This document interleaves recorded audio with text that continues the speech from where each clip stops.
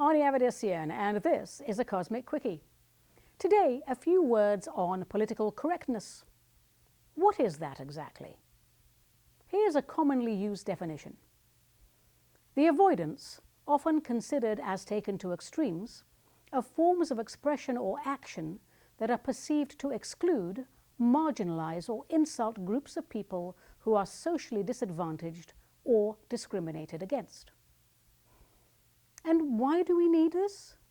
Haven't we always been made aware of the need for common decency and good manners? Weren't we taught by our parents and by our teachers that conversations should be honest, but polite, civil, and respectful?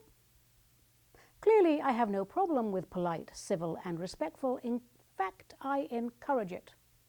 But I see an agenda with the campaign for political correctness that perhaps others don't. Namely, that Big Brother will not, categorically not, impinge upon my free will, regulate my personal habits, or attempt to manipulate my mind by placing restrictions on the words I choose to use on any particular occasion. Now, Arnie, some would say, this isn't about restrictions, it's about equality. It's about not shaming disadvantaged people by using derogatory terms. Well, isn't that what common decency, good manners, polite, civil, and respectful is all about? Teaching our children to be understanding, supportive, and not disparaging. Language will change as civilizations advance and evolve. For example, when I was a schoolgirl, a long time ago, Down syndrome babies were referred to as mongoloid. The term was not coined to insult the Down syndrome children or the indigenous races sharing certain facial features. But as we became more aware as a society, we chose to rename it after the man who identified the disorder, John Langdon Down.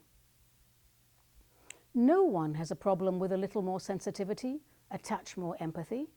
That's not what I'm talking about. I'm talking about restrictions on free speech with a view to restricting free thought. Now, Arnie, some would say, and they do, you're not quite getting the whole "this is about equality" thing.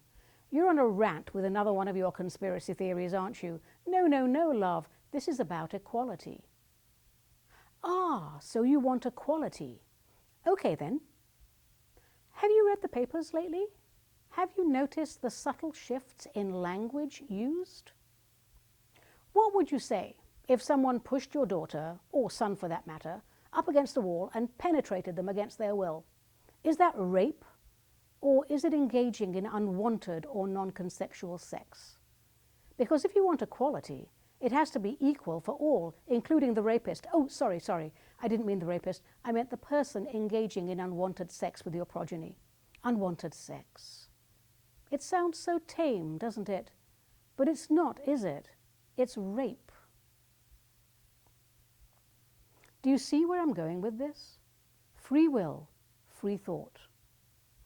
Our world today is so busy, so centralized, that the only place most of us can call our own are the few inches of space inside our heads.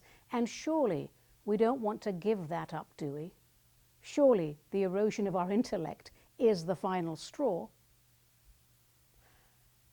A large portion of this nation was called out for being politically incorrect recently and was marginalized. And we all know what happened next, don't we? Let's stop telling each other what to think and what to say. Instead, let's encourage each other to think for ourselves and to discuss our points of view respectfully, with a view to expanding consciousness, not contracting it. I'm Arnie Avedissian. That was a Cosmic Quickie. If you enjoyed it, please like, share, and subscribe below. If you're interested in my work, visit my website and sign up for my newsletter, Monday Messages. It is short, it is sweet, and it is full of buttery goodness. And remember, people, if you're looking for enlightenment, you've already missed the point.